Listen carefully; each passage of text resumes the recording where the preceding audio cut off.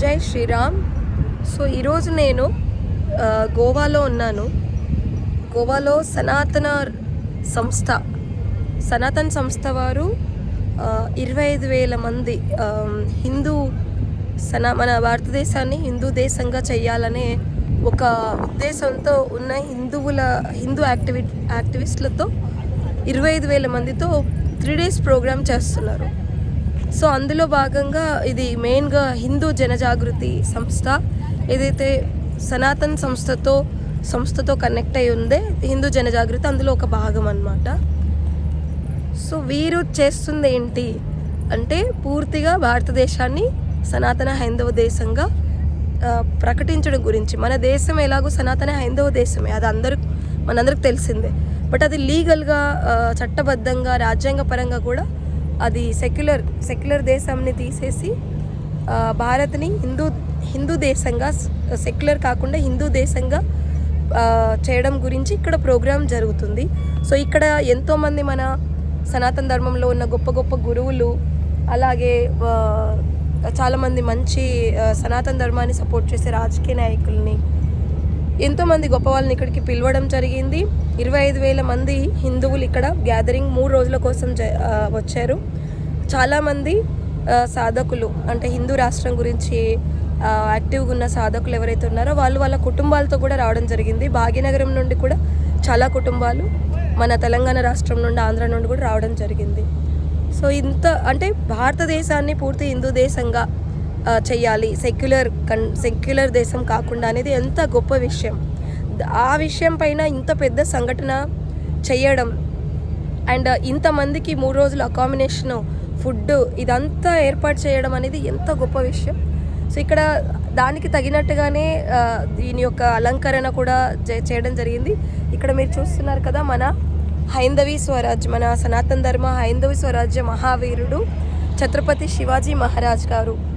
So వారికి నా వందనాలు. సో ఇంకా ఇక్కడ అంతా కూడా అలంకరణ కూడా అలాగే చేయడం జరిగింది. వాళ్ళు కంప్లీట్గా అంటే ఇది 3వ రోజు, నేను కూడా అటెండ్ చేస్తున్నాను. ఇది 3వ రోజు ప్రోగ్రామ్.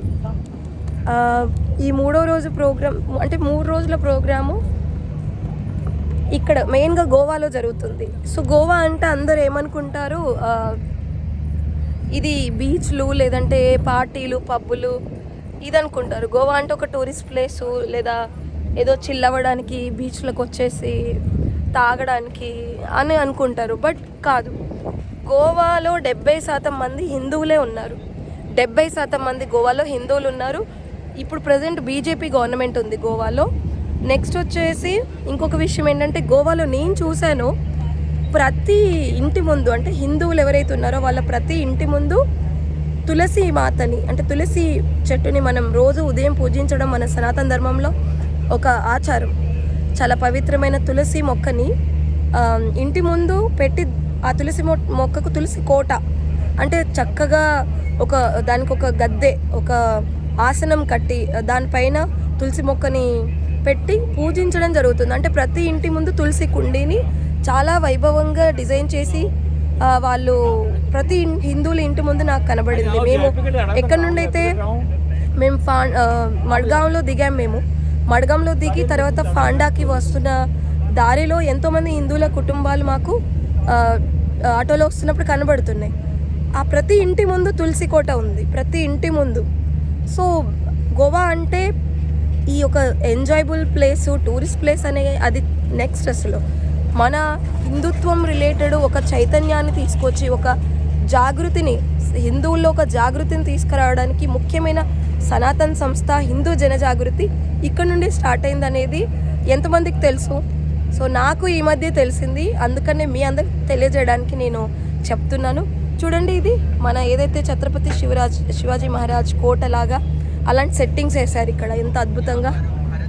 అలాగే ఎంతోమంది వాలంటీర్స్, అంటే హిందువుల్లో అంటే భారతదేశాన్ని సనాతన దేశంగా చేయడం గురించి ఎంతోమంది హిందువులు వారి టైము, ఎనర్జీ, మనీ అన్నీ కూడాను పూర్తిగా దీని గురించి వాళ్ళ శ్వాసనే వాళ్ళ ప్రాణమే దీనిపైన పెట్టి సేవ చేస్తున్న ఎంతోమంది నిరంతర సాధకులు ఉన్నారు. ఇది ఎంత మంచి విషయం, ఎంత గొప్ప విషయం. ఇలాంటిది మన ప్రతి స్టేట్లో, రాజధానిలోను, ప్రతి జిల్లాలోనూ ఇలాంటి కార్యక్రమాలు జరగాల్సిన అత్యవసర పరిస్థితి ఉంది.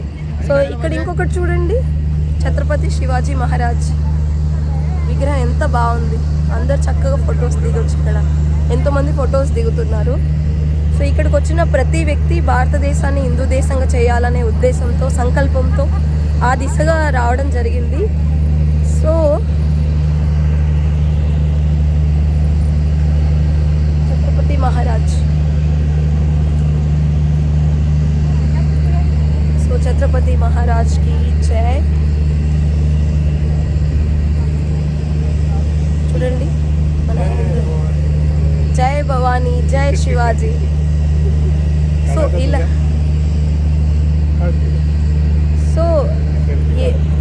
వీళ్ళు కూడా అంటే ఫొటోస్ దిగుతున్నారు మన ఛత్రపతి శివాజీ మహారాజ్ దగ్గర. అన్ని రాష్ట్రాల నుండి వచ్చారు, ప్రతి స్టేట్ నుండి, భారతదేశంలో ఉన్న ప్రతి రాష్ట్రం నుండి హిందూ దేశంగా తయారు చేయాలనే సంకల్పంతో అన్ని రాష్ట్రాల నుండి రావడం జరిగింది. ఎంత పెద్ద ఏర్పాట్లు చేశారు చూడండి. ఇక్కడ అందరూ భోజనాలు చేయడానికి అండ్ ఉండడానికి అకామిడేషన్స్ వేరేగా, అండ్ ఏదైతే ప్రవచనాలు స్టేజ్ మీద ప్రవచనాలు ఇచ్చే వాళ్ళది వేరేగా చేశారు. నెక్స్ట్ వచ్చేసి హిందూ రిలేటెడ్ సనాతన స్టాల్స్ ఉన్నాయి. ఇక్కడ సనాతన సంస్థ వాళ్ళ ప్రొడక్ట్స్ ఉన్నాయి. అంటే వాళ్ళవి సోప్స్, కుంకుమ, గంధము, అగరబత్తులు ఇలాంటివి కూడా ఉన్నాయి. నెక్స్ట్ వచ్చేసి మన ఛత్రపతి శివాజీ మహారాజ్ టైంలో, సంభాజీ మహారాజ్ టైంలో ఏదైతే అస్త్రశస్త్రాలది ఉందో దానికి సంబంధించి కూడా ఒకటి సపరేట్గా పెట్టారు. అసలు ఎంత గొప్ప విషయం ఇది. నేను ఇప్పుడు అటువైపే మిమ్మల్ని తీసుకెళ్తున్నాను. ఎంత గొప్ప విషయం ఇది. ఇక్కడ చూడండి, సనాతన్ రాష్ట్ర జెండా మనది. సో ప్రతి ఒక్కరి టోపీలు ఏదైతే ఉంది, జైతు జైతు హిందూ రాష్ట్ర అని ఆ టోపీ పైన రాస్తుంది. ఎంత మంచి విషయం అంటే ఇది. ఇక్కడ వెనకాల స్క్రీన్లో మీరు చూడొచ్చు ఎంతమంది ఉన్నారు, ఎంతమంది సాధకులు, ఎంతమంది సభలో పాల్గొనడం జరుగుతుంది. ఇది చాలా నార్మల్ విషయం అసలు కాదు ఇది. ఎందుకు అంటే ఇది అందరికీ, ప్రతి హిందూకు రీచ్ అవ్వాల్సిన విషయం. ఇందులో చూస్తే ఎంత పెద్ద సభ. ఇక్కడ ఇలా అన్ని చోట్ల స్క్రీన్లు కూడా ఏర్పాటు చేశారు. స్క్రీన్లు ఏర్పాటు చేసి వాళ్ళు ఎక్కడున్న సర్వీస్లో వాలంటీర్స్కి అక్కడక్కడ కనబడేలాగా ఏర్పాటు చేశారు. నిజంగా అద్భుతం ఇది, నిజంగా అద్భుతం. సో ఇక్కడికి వచ్చే అవకాశం నాకు దక్కింది. ఇది నిజంగా నా అదృష్టం ఇది. ఇక్కడ చూడండి మన సనాతన హైందవ జెండా ఏం రాసి ఉంది. ఆ జెండా పైన ఏం రాసి ఉంది అంటే నేను చూసి చెప్తాను.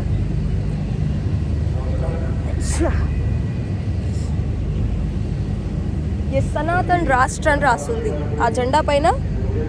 మన జెండా పైన సనాతన్ రాష్ట్ర. సనాతన్ రాష్ట్ర అంటే ఏంటి? పూర్తి భారతదేశం సనాతన దేశం అనేది ఆ జెండా పైన రాస్తుంది.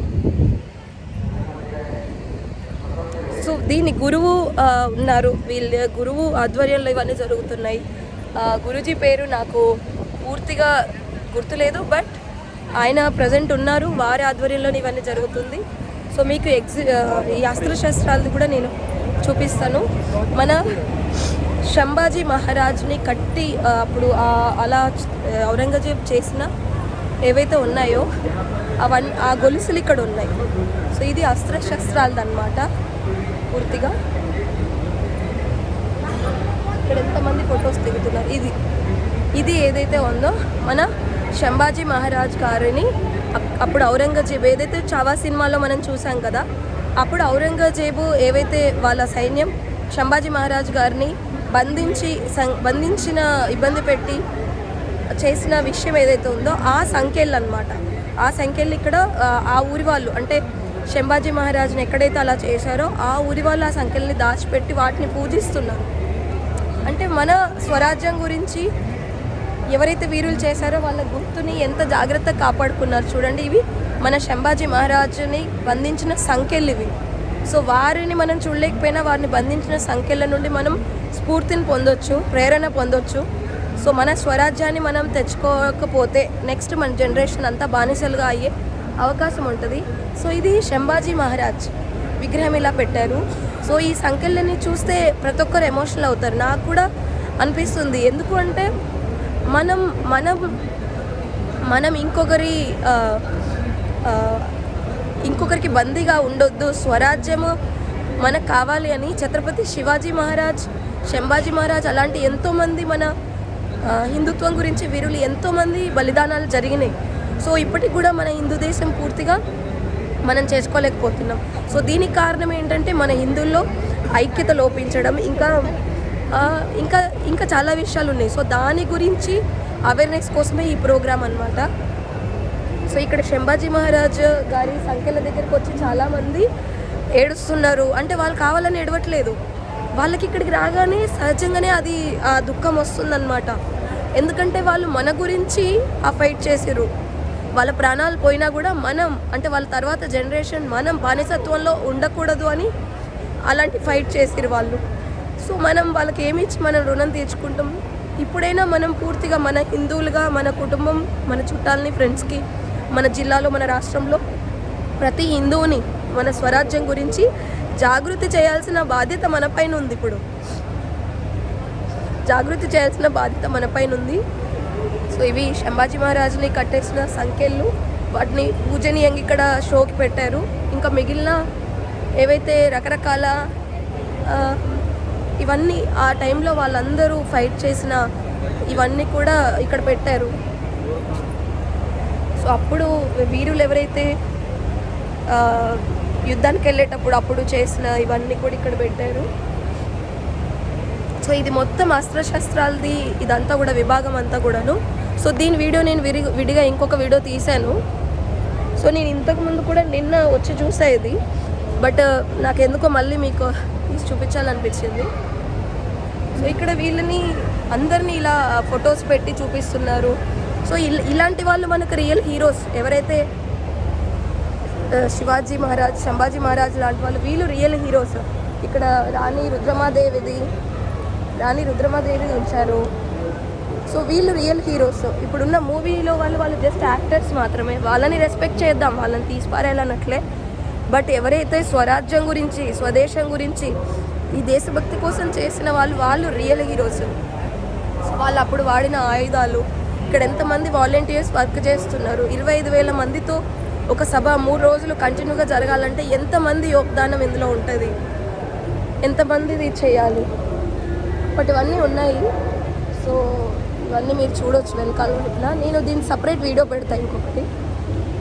సో ఈ అస్త్రశస్త్ర ప్రదర్శన దేనికోసము అంటే, ఈ అస్త్రశస్త్ర ప్రదర్శన పూర్తిగా మన దేవుళ్ళని చూసుకున్నా, మన ఇంతకుముందు మన చరిత్ర చూసుకున్నా కూడా పూర్తిగా వాళ్ళ చేతుల్లో అస్త్రశస్త్రాలు ఉన్నాయి. మన దేవుళ్ళ చేతుల్లో కూడా అస్త్రశస్త్రాలు ఉన్నాయి. వీరు రాణా ప్రతాప్ మహారాజ్ గారు, మేవాడ్ మహారాజ్.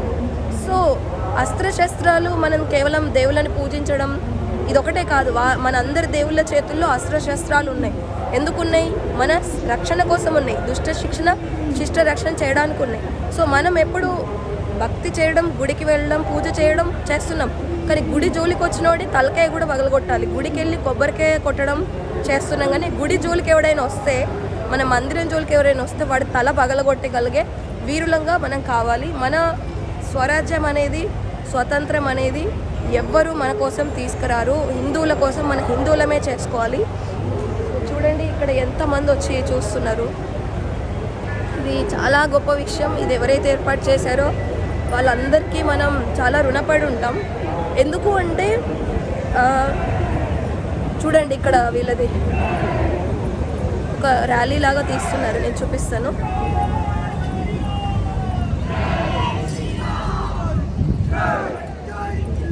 జై జై శ్రీరామ్, జై జై శ్రీరామ్, జై జై శ్రీరామ్, జై.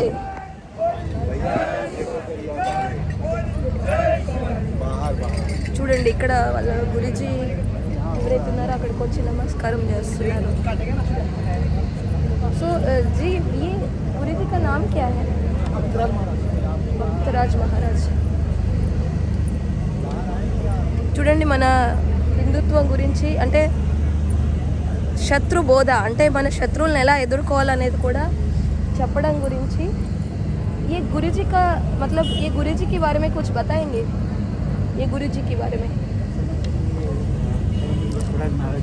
भक्तराज महाराज उन्होंने मतलब क्या किया हमारे जो गुरुजी है उनके गुरु है गुरु। अच्छा आप इधर की सनातन संस्था का गुरुजी का नाम सच्चिदानंद परब्रह्म डॉक्टर जयंत बाला ओके तो उनके गुरु। तो सनातन संस्था का आविर्भाव ये गुरुजी ने किया था हमारे गुरुजी ने प्रारंभ किया लेकिन आशीर्वाद दिया कि आप सभी जगह पे करो तो उनके आशीर्वाद से उन्होंने सनातन संस्था गुरुजी का नाम क्या बोला भक्तराज महाराज जी और अभी का गुरुजी का नाम Sachchidanand Parabrahma doctor Jayant Balaji okay so doctor Jayant Balaji Guruji Sanatan Sanstha స్థాపించారు. సో వారికి ఇన్స్పిరేషన్ ఇచ్చింది వారి గురువు గారు డాక్టర్ భక్తరాజ్ మహారాజ్ అని ఇప్పుడు పేరు చెప్పారు కదా. సో నాకు ఈ సంస్థ ఈ మధ్యలోనే పరిచయం అయింది. సో వీరి ఇన్స్పిరేషన్తో చూడండి ఎంత హిందూ సనాతన్ సంఘటన ఎంత వైభవంగా జరుగుతుంది చూడొచ్చు మనం. సో ఇది శత్రు బోధ అనేది మనకు ఉండాలి. అంటే ఎంత చక్కగా చేస్తున్నారు. ఇందులో స్త్రీలు అమ్మాయిలు అబ్బాయిలు అందరూ ఉన్నారు. సో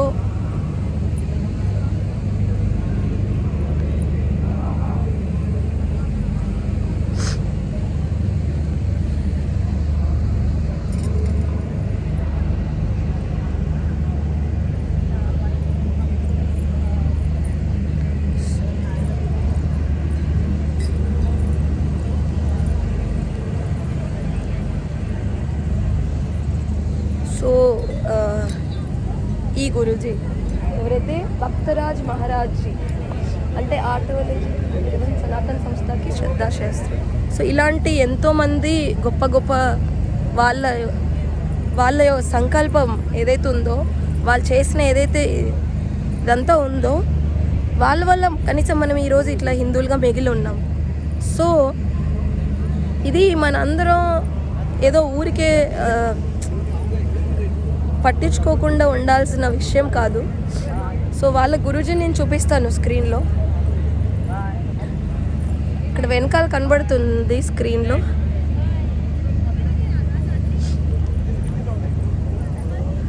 ఇంత పెద్ద ప్రోగ్రామ్ ఇది ప్రతి జిల్లాలో జరగాలి. ప్రతి జిల్లాలో ప్రతి మండలంలో ప్రతి ఊర్లో చేయాల్సిన బాధ్యత మన మీద ఉంది, హిందువుల మీద ఉంది. సో ఇది నేను అటెండ్ చేశాను పూర్తిగా 3 days. పూర్తిగా కొందరు మన హిందూ కార్యకర్తలతో కలిసి వచ్చాను నేను. ఇంకా చాలా విషయాలు ఉన్నాయి, నెక్స్ట్ వీడియోస్లో నేను చూపిస్తాను. జై శ్రీరామ్, జై సనాతన్ రాష్ట్ర, జైతు జైతు సనాతన్ రాష్ట్ర, జై భవానీ, జై శివాజీ.